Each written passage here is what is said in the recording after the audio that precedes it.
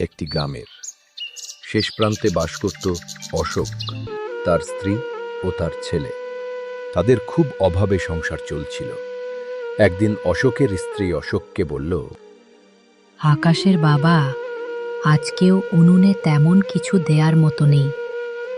চালের বস্তায় যা ছিল তা দিয়ে দুমুঠো ভাত হবে বড় জোর, তরকারি তো দূরের কথা। কি আর বলবো রেখা, গত 2 দিন ধরে কাজও তেমন পাচ্ছি না। কজনের কাছে গেলাম, সবাই মুখ ফিরিয়ে নিল। এই পোড়া কপালে সুখ কি আর আছে? তুমি চিন্তা করো না, আমার ছেলেটা পড়াশোনা করে অনেক বড় লোক হবে। পড়াশোনা, সেই সামর্থ্য কি আমাদের আছে রে রেখা? কলেজে ভর্তি হতে কত টাকা লাগবে, বই খাতার খরচ, সে তো কল্পনাই করতে পারি না। কিন্তু বাবা, আমি যে আরও পড়তে চাই।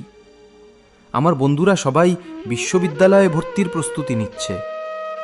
আকাশের বাবা, তুমি তো জানো আমাদের আকাশটা কত মেধাবী। ওর স্বপ্নটা ভেঙে দিও না। ভগবান চাইলে একটা উপায় হবেই। লেখা, আছো নাকি ঘরে? একটু আসবে গো। হ্যাঁ পারুল, আসছি।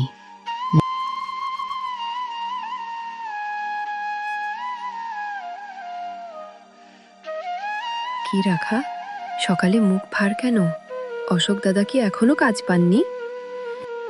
আর বলিস না পারুল, গত 2 দিন ধরে তেমন কাজ নেই। ঘরের চাল প্রায় শেষ। আকাশটার মুখে ভালো খাবার তুলে দিতে পারি না। নে রেখা, এই কটা চাল আর ডাল। আমারও তেমন কিছু নেই, কিন্তু তুই তো আমার বোন, এইটুকু অন্তত আজ রান্না করে নে। কি বলবো তোকে পারুল, এই বিপদে তুই ছাড়া আর কে আছে আমার। ভগবান তোর ভালো করুক।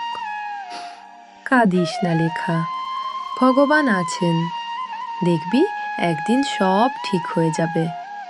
তোর আকাশ তো পড়াশোনায় ভালো, ও নিশ্চয়ই কিছু করবে। সে আশাই তো বসে আছি যে পারুলও। কিন্তু ওর কলেজে ভর্তির সময় হয়ে আসছে, সে চিন্তায় আমার রাতের ঘুম হারাম হয়েছে। চিন্তা করিস না, দেখবি ঠিকই তোর ছেলে একদিন বড় হবে।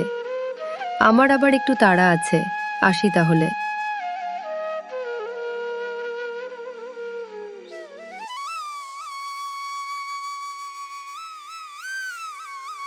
আর এভাবে বসে থাকলে চলবে না রেখা, আমাকে শহরে যেতে হবে।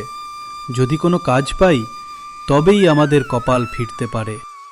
কিন্তু তুমি একা একা শহরে যাবে, চেনা জানা কেউ নেই, থাকবে কোথায়? কি আর করব, এই গাঁয়ে তো আর কাজের সন্ধান পাচ্ছি না। জীবন তো থেমে থাকবে না, আকাশটার ভবিষ্যৎ তো দেখতে হবে। বাবা, আমি তোমার সাথে যাব। শহরে গেলে আমিও কাজের সন্ধান করতে পারবো। না আকাশ, তুই যাবি না, তুই পড়াশোনা করবি। এই দেখ, মাস্টার মশাই আজকেও তোর খোঁজ করছিলেন। তোর রেজাল্ট নাকি খুব ভালো হয়েছে।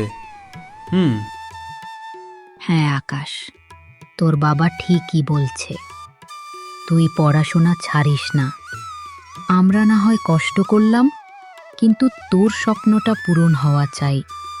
তোমরা কষ্ট করবে আর আমি বসে থাকব? না বাবা, তা হবে না। আমি ঠিক করেছি, আমি পার্ট টাইম কাজ করব। দিনের বেলা ক্লাস করব, সন্ধ্যায় বা রাতে কাজ করব। শহরের বড় বড় দোকানে কাজের সুযোগ থাকে। কিন্তু যাক, যখন ও এত করে চাইছে তখন আর বারণ করো না। হয়তো এটাই ওর ভাগ্যে লেখা আছে। ভগবান ভরসা।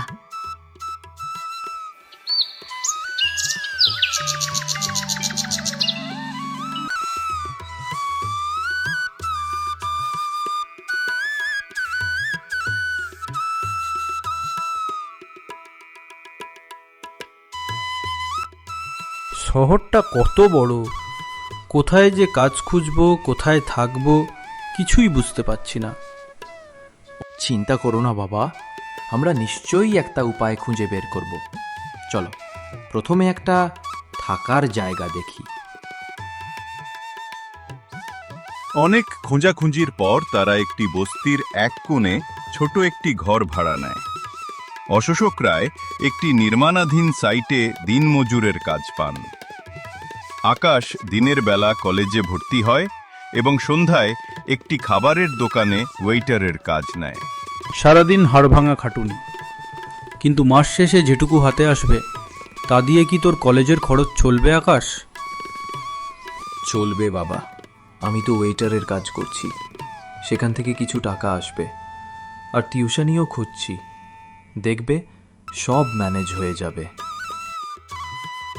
দিনের পর দিন চলে যায়।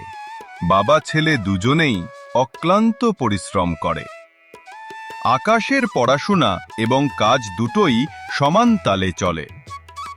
সে রাতের পর রাত জেগে পড়াশোনা করে।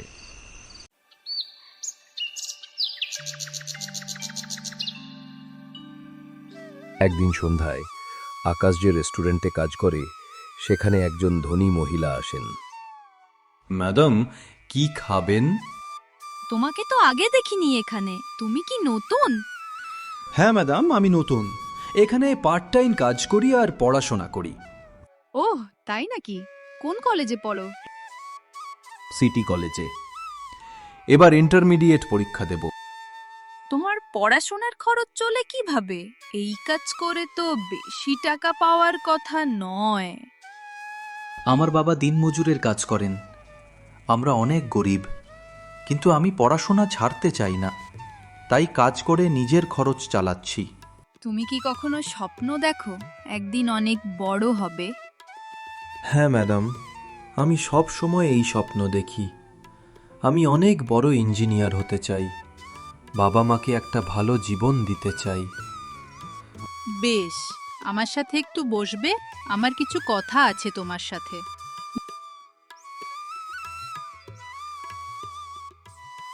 আমি আমার পরিচয়টা তোমাকে দিই। আমি একজন ধনী।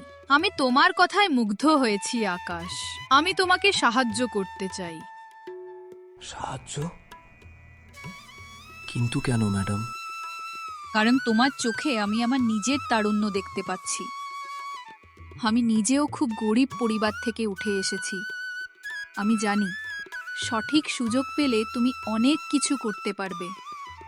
আমি তোমার পড়াশোনার সমস্ত খরচ বহন করব। শুধু তাই নয়, তোমার বাবাকেও আমি আমার কোম্পানিতে একটি ভালো কাজ দেব। আপনি সত্যি বলছেন? হ্যাঁ, সত্যি বলছি। তবে শর্ত একটাই, তোমাকে মন দিয়ে পড়াশোনা করতে হবে এবং সব সময় সৎ থাকতে হবে। আমি আপনার এই উপকারের কথা কোনোদিন ভুলব না ম্যাডাম। আমি মন দিয়ে পড়াশোনা করব, আপনার বিশ্বাস রাখব। রাধা দেবী আকাশের বাবার সাথে কথা বলেন এবং অশোক রায়কে তার কোম্পানিতে একটি চাকরি দেন। অশোক রায়ও বিশ্বাস করতে পারছিলেন না যে এতদিনে তাদের ভাগ্যের চাকা ঘুরতে শুরু করেছে।